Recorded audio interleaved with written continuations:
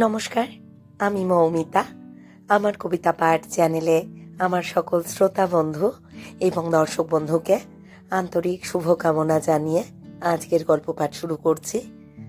আজ আমি আপনাদেরকে পড়ে শোনাব বিখ্যাত সাহিত্যিক শ্রীনিমাই ভট্টাচার্যের লেখা একটি ছোট গল্প। গল্পের নাম সতী। শুনতে থাকুন আজকের গল্প সতী।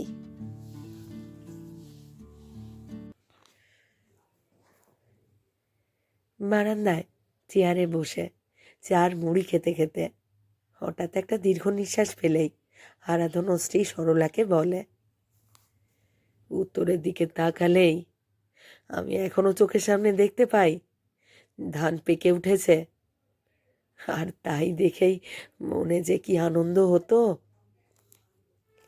সাত সকালে বারান্দায় বসেই চার মুড়ি খায় ওরা চারজনে। বাবার কথা শুনে মানিক বেশ বিরক্ত হয়ে বলে, আচ্ছা বাবা, তোমার হা হুতাশ কি যাবে না?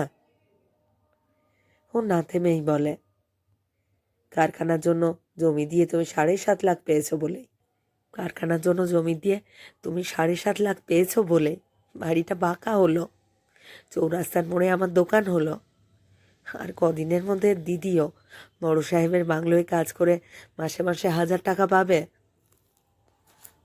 আমার মেয়ে পরের বাড়িতে ঝিগিরি করবে, সেটা কি খুব আনন্দের? মানিক বাবার কথায় রাগ করে গলা চড়িয়ে বলে, কে বলল দিদিকে ঝিগিরি করতে হবে? ও না থেমেই বলে, বৃন্দাবন কাকা দিদিকে বলেছে তোকে বাসনও মাজতে হবে না, ঘরদোরও পরিষ্কার করতে হবে না। বড় সাহেব বহুকাল বিলেত আমেরিকায় ছিলেন বলে বিশেষ তেল মশলার রান্না খেতে পারেন না। তোকে শুধু বড় সাহেবের খাবার দাবার তৈরি করতে হবে, আর ওর শোবার ঘর গুছিয়ে রাখতে হবে। এবার ছেলের কথায় জোর পেয়ে সরলা স্বামীকে বলে, মানিকের দোকানটা ভালো চলছে বলেই তো ও সংসারের জন্য চাল টাল তেল মশলা দিতে পারছে। মানিক ওর মাকে বলে, দিদিকে দেখতে ভালো, লেখাপড়াতেও বেশ ভালো ছিল। তাছাড়া মাধুরী মাসি আমাকে কতবার বলেছেন, তোর দিদি শুধু ভালো ছাত্রী ছিল না, কুকিং ক্লাসেও ও কত রকমের রান্না আর খাবার দাবার তৈরি শিখেছিল। তা দেখে আমরাই অবাক হয়ে যেতাম। মাত্র 14 বছর বয়সেই বিয়ে দিয়ে ওর সর্বনাশ হলো। ছেলের কথা শুনে সরলা চাপা দীর্ঘশ্বাস পেলেন। হারাধন মুখ ঘুরিয়ে থাকেন অন্যদিকে। মানিক থামে না, বলে, বাবা কি দেখে যে ওই পাড় মাতাল জুয়ারির সঙ্গে দিদির বিয়ে দিলেন তা ভগবানই জানেন। বিয়ের বছরখানেকের মধ্যে হতভাগা মদ খেয়েই মরল। ও একবার নিঃশ্বাস নিয়ে বলে, দিদি আমাদের কাছে ফিরে আসবার পর 8-9 বছর কেটে গেল। এখনো এর বাড়িতে পোলাও, ওর বাড়িতে মাছ মাংসের ভালো মন্দ খাবার তৈরি করে এই সংসারের 1000টা কাজ করে দিন কাটাচ্ছে। বড় সাহেবের বাংলোয় চাকরিটা হলে দিদি বেঁচে যাবে।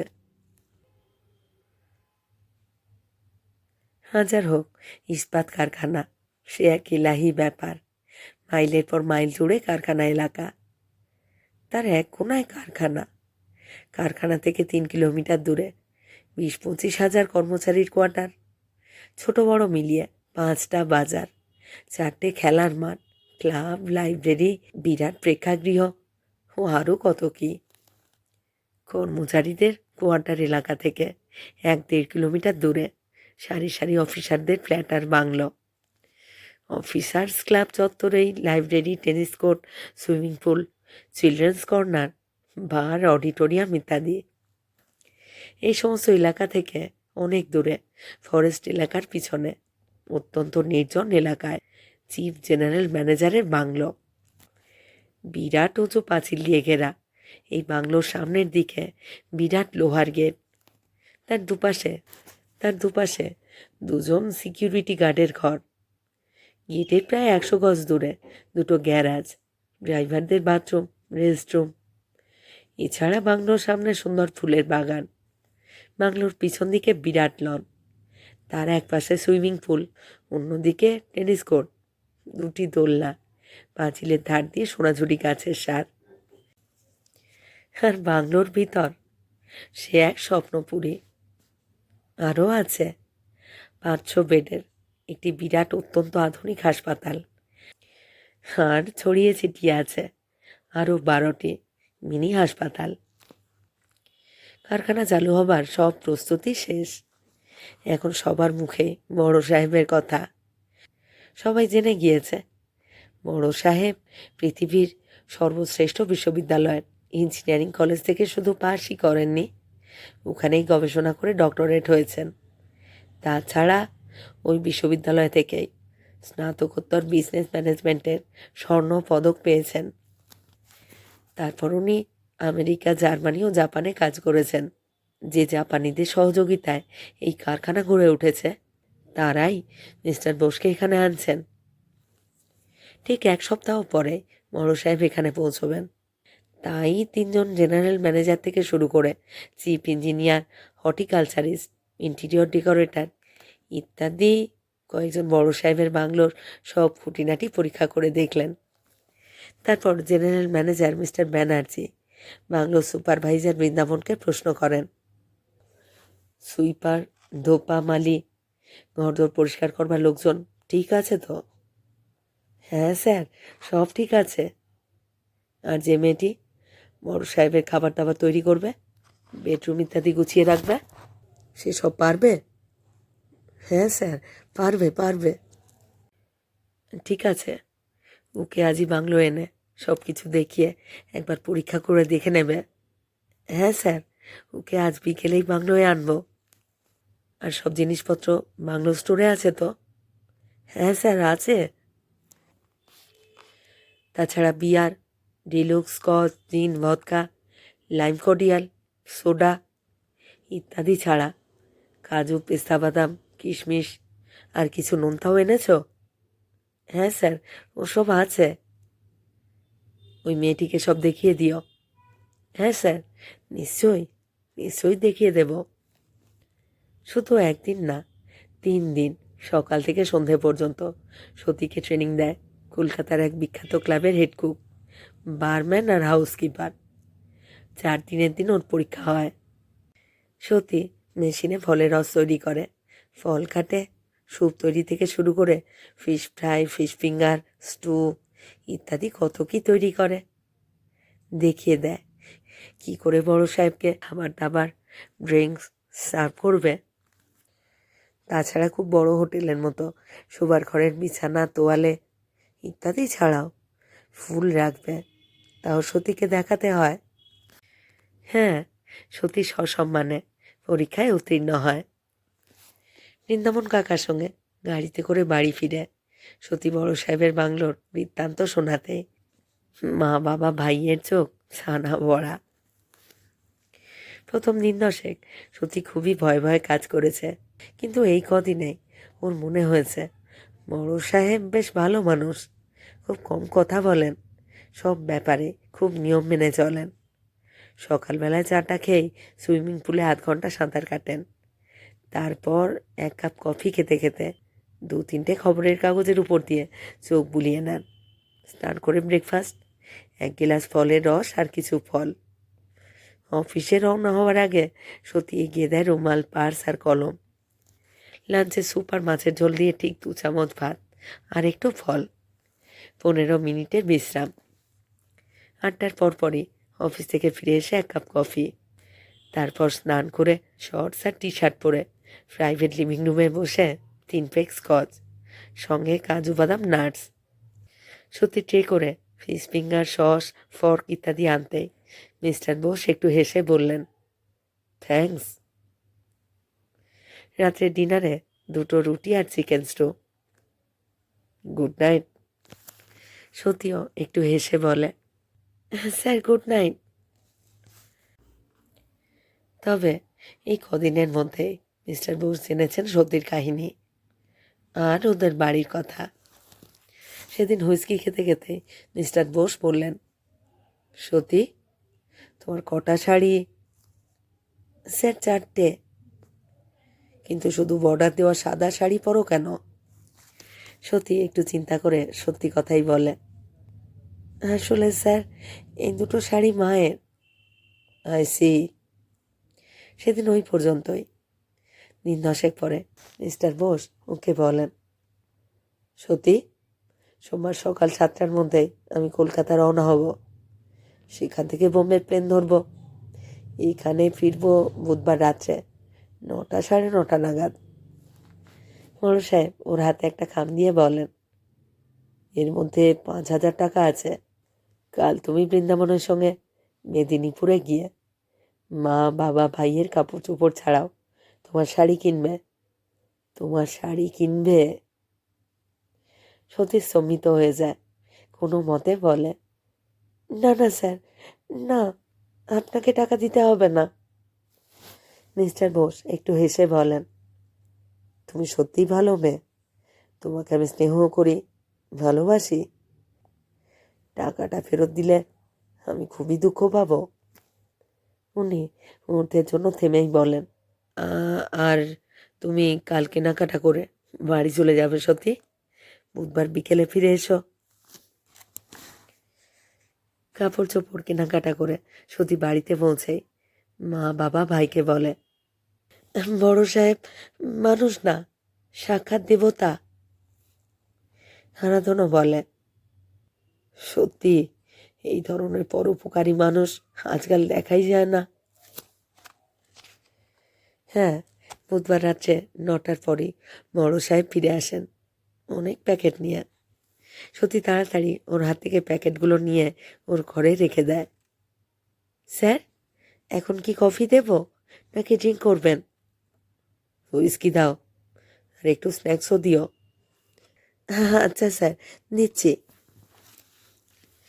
হুইস্কির গ্লাসে চুমুক দিয়ে মিস্টার বোস টেলিফোন করেন ওর প্রাইভেট সেক্রেটারি চক্রবর্তীকে। হ্যালো, হ্যালো, বোম্বে থেকে নাসিক যাতায়াত করবার সময় আমার সানস্ট্রোক হয়। অনেকটা সামলে নিল, শরীরটা এখনো স্বাভাবিক হয়নি। মুহূর্তের জন্য একটু চুপ করেই আবার বলেন, না না, কোনো ডাক্তার পাঠাতে হবে না। বোম্বের ডাক্তার বলেছেন একদিন রেস্ট নিতে। তাই?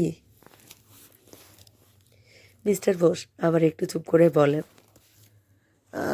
আচ্ছা, আপনি জিএনদের বলবেন হেড অফিস আমাদের সব প্রপোজাল অ্যাপ্রুভ করেছে।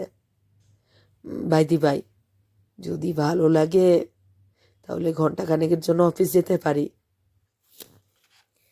উনি টেলিফোনের রিসিভার নামিয়ে রাখতেই সত্যি একটু উৎকণ্ঠিত হয়ে বলে, স্যার, স্যার আপনার কি সানস্ট্রোক হয়েছিল? বড় সাহেব ওর দিকে তাকিয়ে একটু হেসে বলেন, না, গরমে খুবই কষ্ট পেয়েছি, কিন্তু সানস্ট্রোক হয়নি। তবে যে বললেন, আসলে ভেবেছি কাল সারাদিন তোমার সঙ্গে গল্প করব। সত্যি হেসে ওঠে, বলে, আমার মতো সাধারণ মেয়ের সঙ্গে আপনি কি গল্প করবেন স্যার?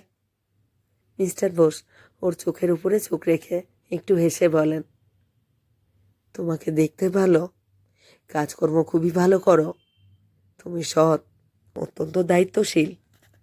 তুমি তো মোটেই সাধারণ মেয়ে না। সত্যি হাসতে হাসতেই বলে, স্যার, আমাকে অত প্রশংসা করবেন না। হুইস্কির গ্লাসটা শেষ করে বড় সাহেব বেডরুমের দিকে যেতে যেতে বলেন, দাঁড়াও সত্যি, চেঞ্জটা করে আসি। উনি শর্টস আর টি শার্ট পরে আসতে সত্যি ওর ড্রিঙ্ক তৈরি করে দেয়।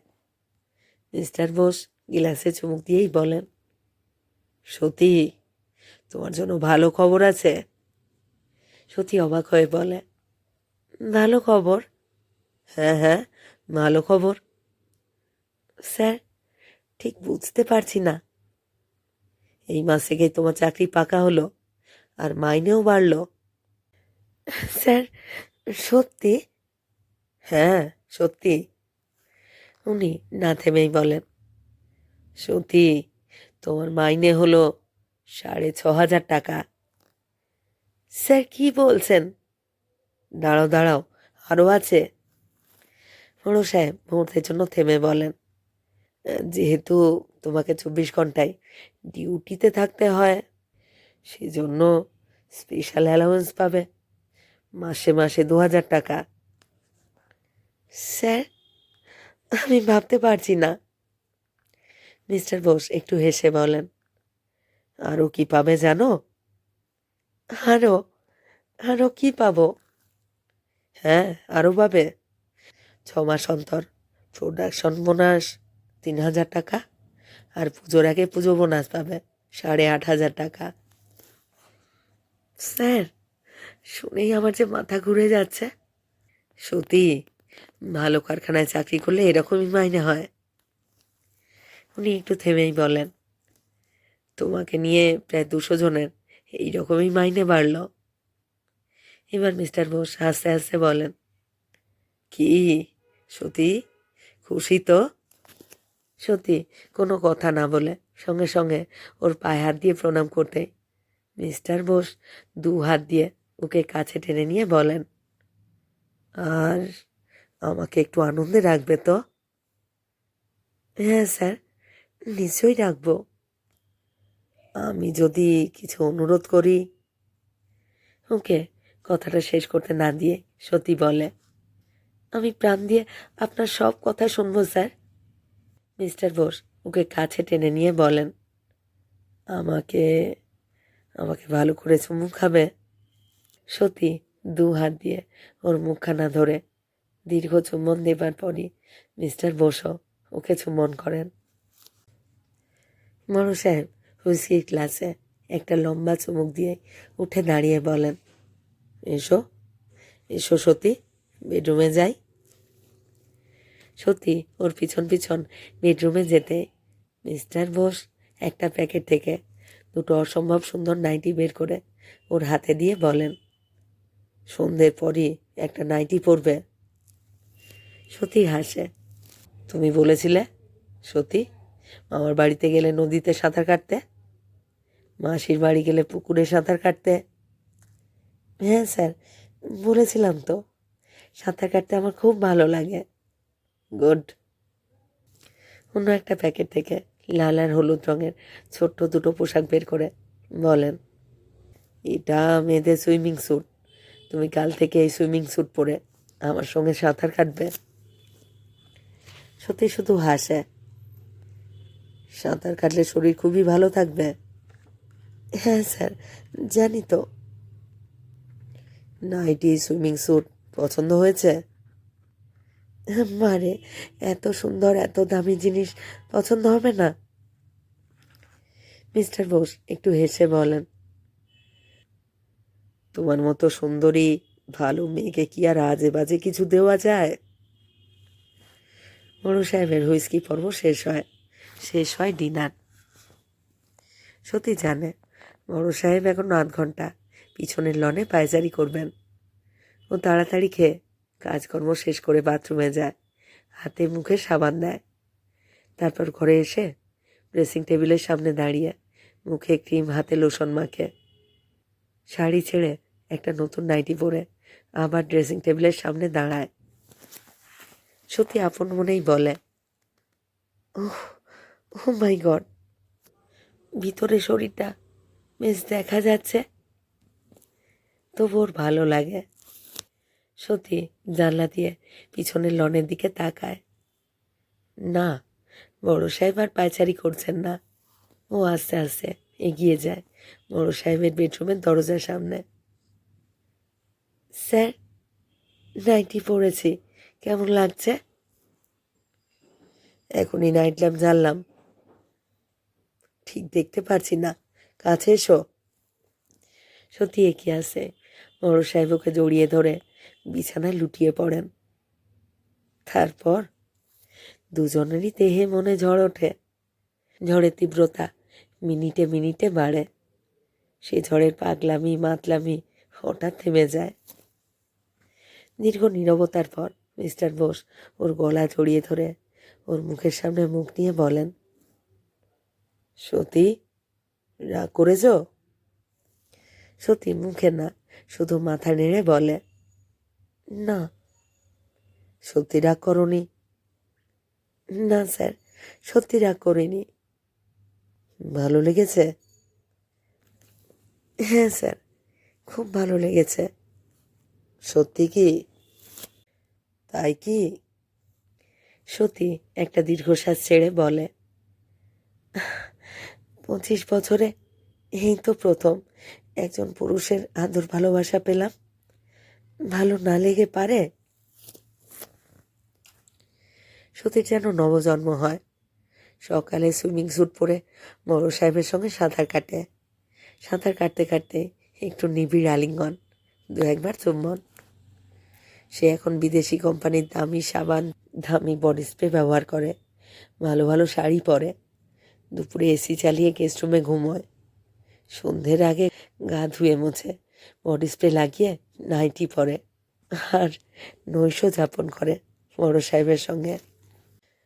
অন্য সময় মাঝে মাঝে দু একজন জেনারেল ম্যানেজার কিংবা কোনো চিফ ইঞ্জিনিয়ার এই বাংলো এলে সত্যি আঁচল ঘুরিয়ে, মুখ ঢেকে, মুখ নিচু করে ওদের চা কফি হুইস্কি সার্ভ করে। ওদের মধ্যে কেউ কিছু বললে শুধু মাথা নেড়ে সম্মতি জানায়, ওদের হুকুম তামিল করে। এইসব অফিসাররা বড় সাহেবকে বলেন, স্যার, এই মেয়েটি খুব ভদ্রসভ্য, তাই না? হ্যাঁ, মেয়েটি সত্যি খুব ভালো মেয়ে, কাজকর্ম খুব ভালো করে। তা তাছাড়া মুখে কথা নেই বললেই চলে। হ্যাঁ স্যার, আমাদেরও ঠিক তাই মনে হয়েছে। বৃন্দাবন তাহলে সত্যি একটা ভালো মেয়েকে পাঠিয়েছে। হ্যাঁ, সে বিষয়ে কোনো সন্দেহ নেই। এই বছর দুয়েকের মধ্যেই সতীর জন্য বাড়ির চেহারা বদলে গেছে। শুধু বাড়ির চারপাশ দেওয়াল, সামনের লোহার গেট না, আর একটা নতুন ঘর, আর দুটো সুন্দর বাথরুমও তৈরি হয়েছে। পুরো বাড়ি মেরামত করে রং করা হয়েছে। রান্নাঘরে গ্যাস এসেছে, তৈরি হয়েছে মালপত্র রাখবার আলমারি। বারান্দায় ডাইনিং টেবিলের পাশেই আছে ডবল ডোর ফ্রিজ। আর কি, হ্যাঁ, টিভিও এসেছে। কখনো কখনো সত্যি আপন মনে বলে, শেষ পর্যন্ত আমি আমি বড় সাহেবের রক্ষিতা হলাম। আবার সঙ্গে সঙ্গে মনে হয়, যে সামাজিক মর্যাদা মেয়েদের দুঃখ কষ্ট লাঞ্ছনা গঞ্জনার প্রতিকার করে না, সেই মেয়েরাও তো একরকম স্বামীর রক্ষিতা হয়ে জীবন কাটায়। নিছক খাওয়া পড়ার বিনিময় পুরুষরা তাদের দেহ নিয়ে খেয়াল খুশির মতো ছিনিমিনি খেলে না। আমাদের দেশে কজন বিবাহিতা মেয়ে পেট ভরে খেতে পায় বা একটু শখ আনন্দ করবার সুযোগ পায়? সত্যি একটা চাপা দীর্ঘশ্বাস ফেলে আবার আপন মনেই বলে, যে মেয়ে বিয়ের পরও স্বামীর সোহাগ ভালোবাসা পায়নি, 25 বছর বয়সে বড় সাহেবকে আনন্দ দিয়ে আমি কি আনন্দ পাচ্ছি না? আর আর ওই চরিত্রহীন মানুষটার কৃপাতেই তো আরাধনের সংসারে আনন্দের বন্যা বয়ে যাচ্ছে। বড় সাহেব কলকাতা গিয়েছেন বলেই সত্যি এক রাতের জন্য বাড়িতে এসেছে। রাত্রে শোবার পর ওর মা মেয়েকে কাছে টেনে এনে চাপা গলায় বলেন, হ্যাঁ রে, ওই বাংলোয় তো তুই আর শুধু বড় সাহেবই থাকিস। রাত্রে উনি তোকে বিরক্ত করেন না তো? বিরক্ত করেন না কি? সত্যি হাসতে হাসতে বলে, তুমি কি করে ভাবতে পারলে মা, বড় সাহেবের মতো মানুষ আমার মতো সাধারণ মেয়েকে কিছু করতে পারেন? তাছাড়া ভুলে যাও কেন, আমার নাম সতী।